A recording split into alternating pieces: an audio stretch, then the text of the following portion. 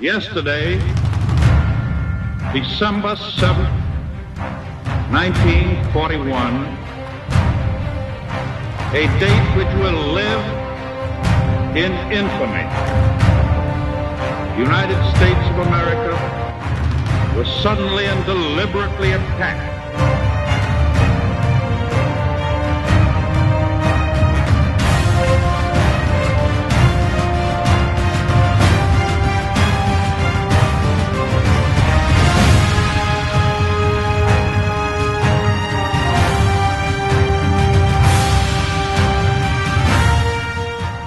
We received a report that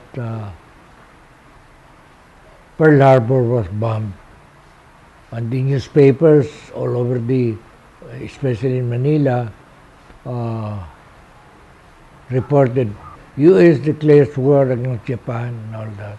No matter how long it may take us to overcome this premeditated invasion, the American people in their righteous might will win through to absolute victory. Well, I thought this was an opportunity for us to fight, but it was that was a question of not only wanting to fight, but do we have the resources to fight the enemy? And we didn't have that. With the American fleet still smoldering in the waters of Pearl Harbor, Japanese bombers unleashed the fury of war on the Philippine Islands.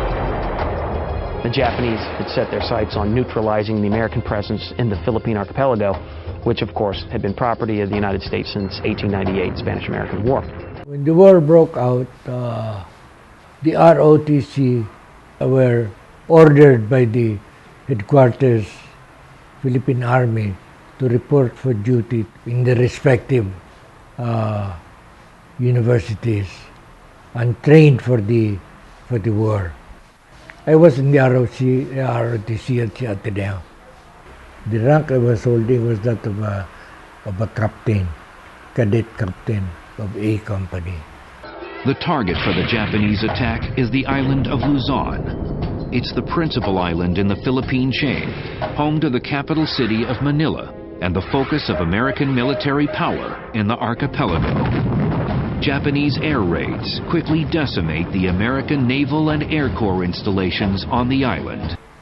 It would seem that the situation was hopeless. The Japanese bombed Clarkfield, and that's where we lost our Air Force. We trained from December 8 to December 26th. The training we got was more or less on no combat training. Not only that we had no combat training, but we didn't have the facilities, the weapons to fight the war. At the Ateneo, they installed a 30 caliber machine gun in the auditorium, but they were not issued ammunition. And the ROTC were supposed to police the area around Padre Faura because there were lots of spies who were shooting flares at night, trying to direct the Japanese to military targets. And we just didn't have the arms to fight those. Well, one of the reasons also why we were not prepared for the war is that the Jesuits wanted to maintain supremacy in close order drill. So our commanding officer, our OTC commandant, was instructed to concentrate on close order drill. Well, close order drill is nothing but precision drills and all that, nothing about combat training. In late December, General Masaharu Hama prepares to deliver the coup de grace by bringing a 50,000-man invasion force to the shores of Luzon. With over 100,000 troops of their own, the American-led force on Luzon isn't outnumbered. but it is outgunned. Quezon delivered a speech before the ROTC of UP and the prominent government officials, and then he admitted that his administration failed in providing the necessary arms and financial support for the Philippine Army, and he blamed this on the Americans because the Americans were supposed to give material support for the budding Philippine Army. But the American, instead of supporting the Philippine Army, devoted its attention to the European theater of war. We were coming out of a time warp, in effect. The artillery were World War I cannon and even pre-World War I cannon. The rifles were old, the equipment was old, the hand grenades wouldn't explode. We could look at Bataan as the last battle of World War I and the first of World War II. Realizing early on that the Philippines would be difficult to defend against a Japanese attack, the war planners in Washington had sought out an American hero. Retired General Douglas MacArthur answered the call of duty. Well, on December 26, finally MacArthur declared Manila an open city. That means that there would be no more military installation in Manila, and Manila would be demilitarized. There was an order by General MacArthur to disband the ROTC, for the simple reason that most of the ROTC units were unarmed. Our ROTC commandant, Captain Eugenio Lara, assembled us in the campus of the Ateneo and read the orders of the Philippine Army disbanding the ROTC and ordering us to go home. We refused to disband and we insisted in going to the front, despite the fact that we didn't have the arms to fight and that we did not have the support of the U.S. Army. When we were told to disband, we stayed behind at the Ateneo and tried to look for a way of going to the front.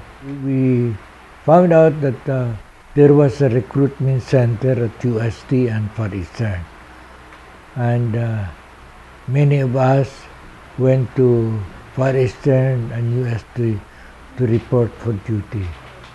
On December 30th, I was standing at the gate of Far Eastern University when our company commander, ROTC commander, Captain Lara, saw me. Nolasco, don't just stand there. Get yourself a gun and join us in the front, to the front. That's how I became part of the ROTC volunteers. There were 34 of us who volunteered for duty at the front. Most of our equipment were obsolete rifles. We didn't have any ammunition. We didn't have any knapsack. We didn't have any medical supplies and all that. We tried to go to the quartermaster depot at the port area that had all the military supplies, equipment, trucks, and all that. Each one of us used our resources to get ourselves outfitted.